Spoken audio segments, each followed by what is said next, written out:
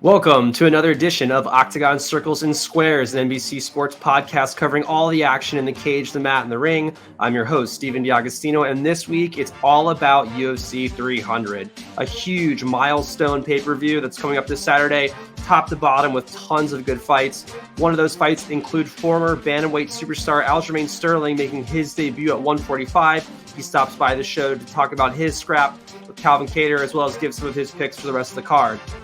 Speaking of picks, help you win some extra money on this weekend's event, we welcome on NBC Sports betting analyst Brad Thomas, who has some of his favorite bets for the card. But first, get your day started with Bet the Edge. Jay Croucher and Drew Dinsick have all your betting needs covered from the NBA, the MLB, the NHL, and more. New episodes drop every weekday at 6 a.m. Eastern. Whether you're targeting spreads and totals, circling player props, or looking for value in futures markets, they have it all.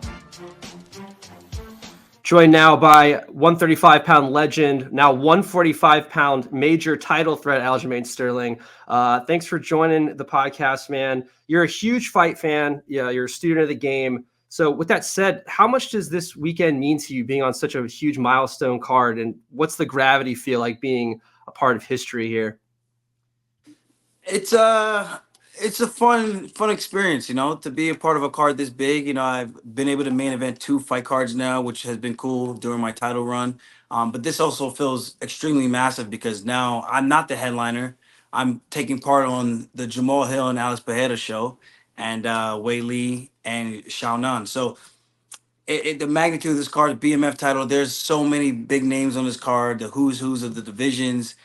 Some would argue legends. So I'm just happy that I'm even on this card to begin with. It's going to be a lot of exposure, great opportunity for me to introduce myself to the featherweight division, and I'm looking forward to it.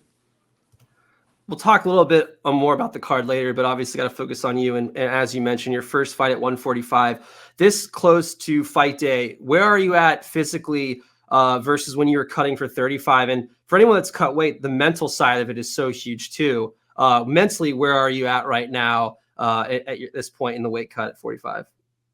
I was making jokes about it yesterday doing the media scrum, and it's kind of saying it's cute when I'm like, oh, that's cute. You only got 20 pounds, but it's still hard, man. I'm such a lean guy. I'm like, the thought of even having to make 135 just makes my body cringe and hurt and ache and pain. But I'm definitely a lot better. My mood is a lot better. I can actually talk to people and not get very irritated from the smallest question that just doesn't make any sense. If something doesn't make sense, you see it all over my face at 35. I'm just like, just get away from me. But I'm a lot more pleasurable to be around during this fight week, and I'm excited to get on scale, refuel up, and see how big I can get compared to before, where I felt like I was depleting my muscles. And when I say depleting my muscle, I felt like I was breaking them down from what I was naturally good at in the room outside of training camp or during training camp. But then when I had to shrink to 135, I felt like it affected me a lot. And now I get to kind of reap the rewards of what I'm actually good at. I'm naturally strong, and I feel like people are starting to feel that now, and I'm not depleting myself to maintain that. And while we're talking about nutrition here, your T-shirt there, Nerd Focus, is a company that you have a part in. It's an energy drink company. If you want to tell us a little bit about that real quick, and if that's played any part in your nutrition so far for this camp. Yeah, so I met this guy Rocco. The easiest way I could compare this to is Alpha Brain, a nootropic energy drink. So it's a little bit different from some of the other stuff on the market today. And the thing I like about it, it has caffeine. Obviously, it's an energy drink, but it also has like the calories to kind of give you like a Vitargo kind of feeling. So if you have something for training and you're kind of fasting, well, you're trying to break your fast, you can have this, and this will give you some calories, which a Vitargo would do. It's like a quick little thing, but it also has the caffeine and the nootropics in it as well for the brain. So good stuff. I like it. I like the one that's sugar free though. That one's a little bit better for me. That one's also 0 calories. So when I was going down to 135, the 0 calories was the one that I had to kind of have fun with. But the other one now I could have some calories before my training and my workouts. I'm sure there's a lot more Pedialyte in the cup for 135 too than there was to 145. So yeah, I'm sure you feel a lot better. Was the decision to drop to bump up to 45 before the O'Malley fight win or lose, or was after the loss to O'Malley, was there kind of like a bad taste? Like, damn, I wish I could maybe get this back and stick around for at 135 a bit. Yeah, for sure. If they offered me the rematch and granted it, I asked for it. They said no, but I kind of knew they were going to say no. So I was just asking just to make sure I can say I asked them and they told me no. So I definitely asked. They said no. And that was where I made the decision. I said, well, I'm going on vacation. I'm going to enjoy my life because this is what I want to do after I beat Henry. That was the biggest win of my career, in my opinion. And um, I felt a little bit robbed of my celebration from it. Two divisional champion, Olympic champion, someone I looked up to from the wrestling world and everything. And I felt like that moment to be satisfied with the work that I put in for that camp was very, very short lived. And I had to heal up my injuries as fast as I could to turn around and make the weight cut. So, of course, I would have liked to have had the rematch where I could have had time to properly prepare that time and to get the weight down in the right way, healthily as possible, healthy. Cutting down from 175 pounds to 135.8, there's nothing healthy about it. So as healthy as I could have possibly done it. Um, but regardless, when they said no, I was like, all right, that's my decision right there. I'm going up to 145, and there's no looking back because I have no intention, no desire to go back down to 135. Were you surprised at all that there wasn't an offer for a rematch, given that, as you mentioned, you kind of not did them a favor, but you really kind of got back in the saddle immediately sooner than you wanted to, and then on the reciprocal end of that, you drop that fight and then don't get the break on the back end of it. Yeah, I mean, I tried to articulate this with the fans. For some reason, I guess it comes off as being salty about the loss. I'm like, nah, I think the better guy won that night. But again, I did them a favor turning around really quickly, having to do the weight cut really quickly, coming in banged up into my training camp after coming off of a 5-round fight with Henry Cejudo.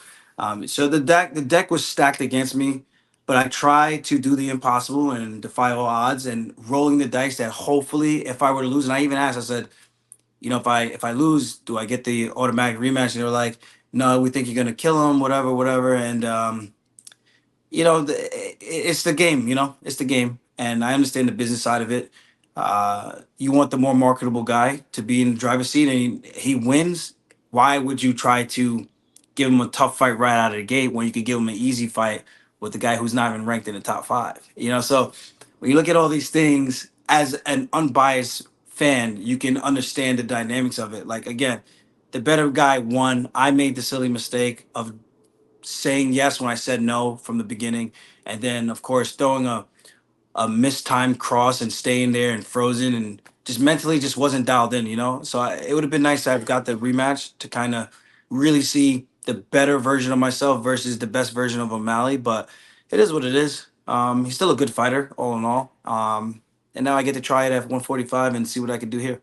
You seem to have a really healthy mindset as you look ahead into 145 here, and that brings you to Saturday against Kattar, who 2-3 in his last five, but still a top 10 fighter. So it seems like a really awesome opportunity for you to get into this title shot immediately. What needs to happen, in your opinion, in this fight Saturday to really impress UFC brass and to throw your name into that mix with a shot at Pereira? I think if I go out there and get a finish, I think it'd be hard to deny me, right? Another guy who's been fighting the who's of the division, Max Holloway, Josh Emmett, who I think he arguably won that fight. It was a split decision. He beat Danny Gay, he knocked out Shane Burgos. He's got tons of highlights. He had a really good fight with Zabit Magomed, and not everybody can say that they had a really good fight or close fight with Zabit. So with that said, a win over him does a lot for my stock, a lot for my career, and I think it opens a lot of doors and opportunities for me to possibly fight for a title. Let's call your shot here. Let's Babe Ruth it. How do you see your hand getting raised on Saturday? Round method of victory. Really paint a picture for us here. I'm saying second round submission. I think second round rear naked choke. Yeah, and Kattar mostly a striker. Everyone's billing this as striker versus grappler, so it'll be a really interesting matchup. How about Topuria? What when you watch him fight, really dominant win over Volk previously. What makes him so good, and how do you see yourself matching up against him if you all meet down the road eventually? What makes him so good is his confidence, his boxing. He can actually grapple really, really well. So I don't think a lot of people realize how good of a grappler he really is. Um, He's dangerous everywhere. He's the complete package. For me, that's an interesting fight, and I think my footwork might be the difference maker in something like that because I feel like he tends to catch guys when they're stuck against the cage. Where if you have good lateral footwork, I think it can make it a little bit more challenging for a guy who wants to sit there and just box. But his boxing is good, and most guys in the UFC they primarily try to box, and when they do that with him, it doesn't really end up a good night for him. Just a couple more here. You, as you mentioned, you're a big fight fan. The card is stacked from top to bottom. What are some fights that you're really looking forward to watching as a fan on Saturday? And then also, how about the main event? How do you see that going down for that 205 scrap? Well, I'm actually interested in the whole card. It would be nice to afterwards be able to sit down and watch the whole card from beginning to end. Get to watch the walkouts and things like that. For the main event, it's a tough one to call, but I'm leaning towards Hill. I just think his boxing is going to be a little bit more crisp than Pereira's. Pereira is going to obviously have those dangerous calf kicks. Of course, we know Jamal's coming off of a leg injury with the Achilles.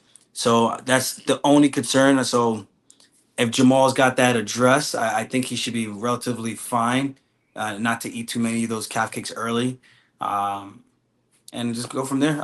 From that, I think it's just a great card. I'm just excited to watch the whole thing. Aljamain Sterling, part of history at UFC 300 as you begin your campaign to the top at 145. Thanks for your time, man. We appreciate it, and best of luck Saturday. We'll all be watching. Thank you, brother. Olympic champions Katie Ledecky and Caleb Dressel headline a field full of top American Olympians as the Tier Pro Swim Series heads to San Antonio. Saturday, 3:30 Eastern on NBC and Peacock.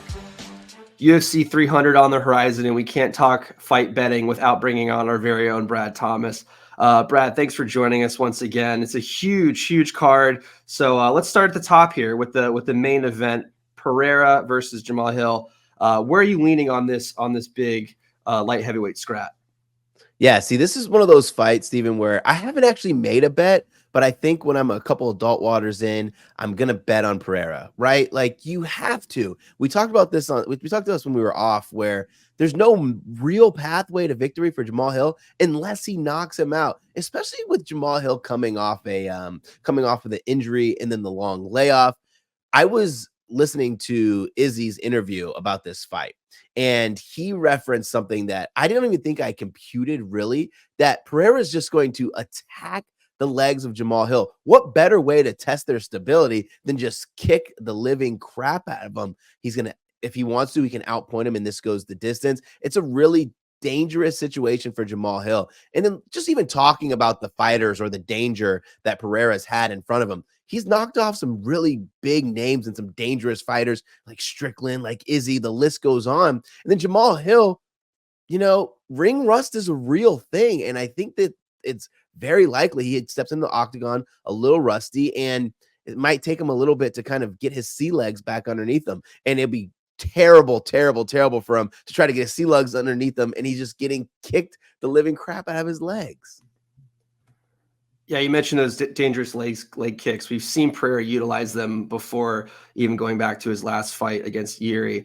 Yeah, Jamahal Hill, great fighter. The layoff's tough. That freak Achilles injury during the basketball game during fight week.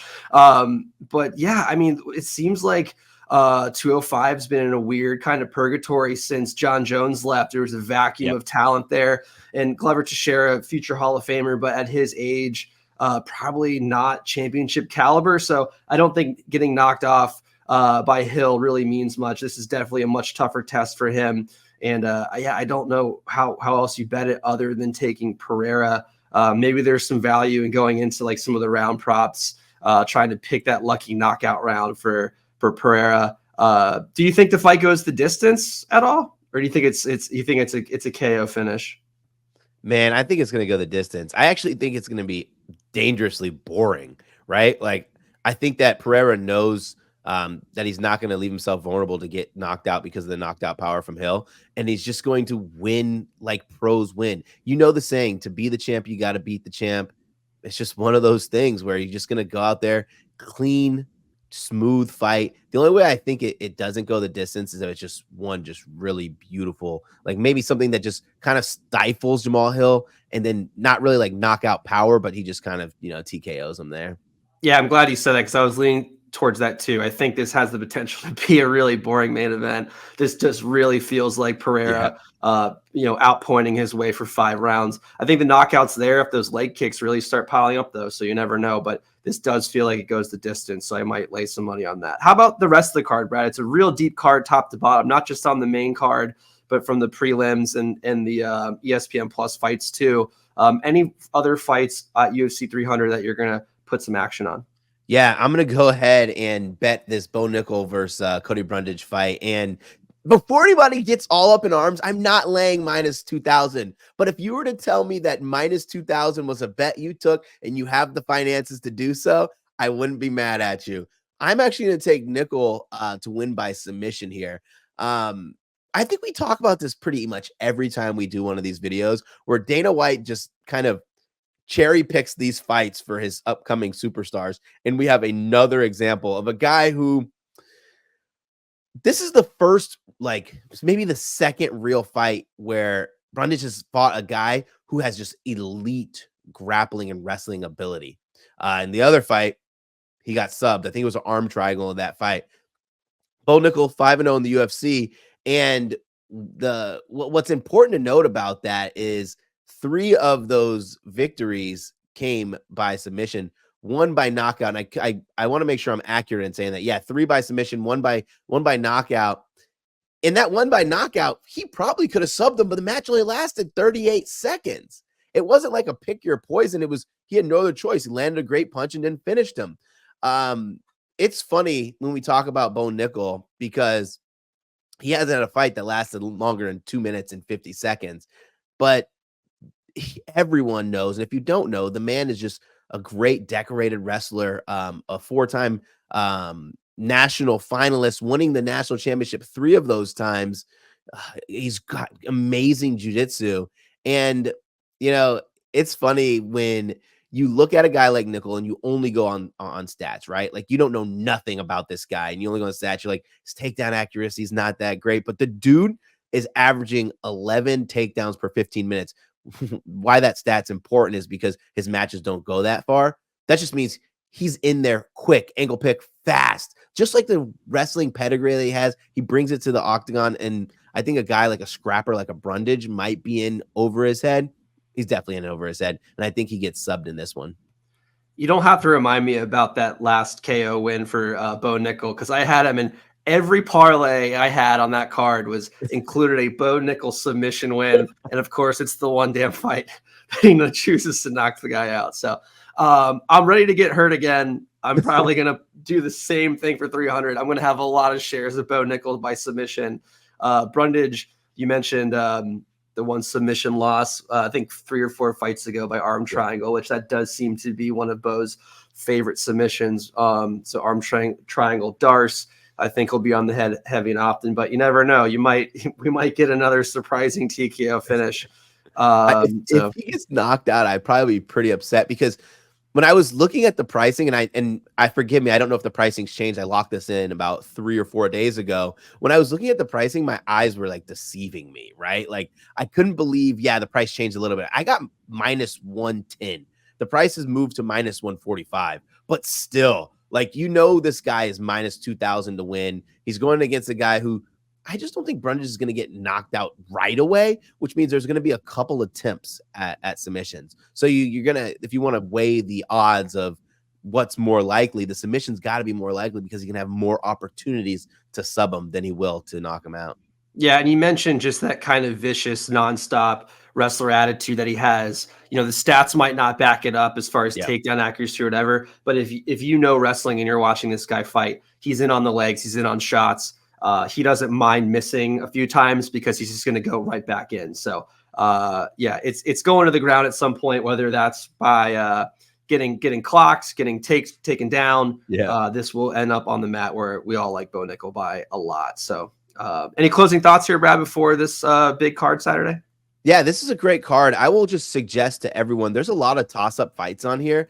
I think if you see any of the guys who are sitting around the minus 130 to the plus 110, those minus 130 versus 110s, go ahead and take some dogs. Like, maybe if you want to fade Andrade, like that's just an example. I'm not saying that I'm doing it, but this is a good opportunity. A lot of people want to put their name in the history books for UFC 300, and the guys, the fighters, excuse me, who might not be trending in the right direction. This is a very good opportunity to say, hey, Dana, look what I did for you and for your card. So you're going to see a lot of, I think you're going to see a lot of people go for those fight of the night bonuses. So you're going to be in for a good little treat here. I think that's what my main objective is. I'm going to take some dogs and maybe take some dogs to win inside the distance. So Dana White's UFC 300 is something that he remembers and the rest of the world remembers forever.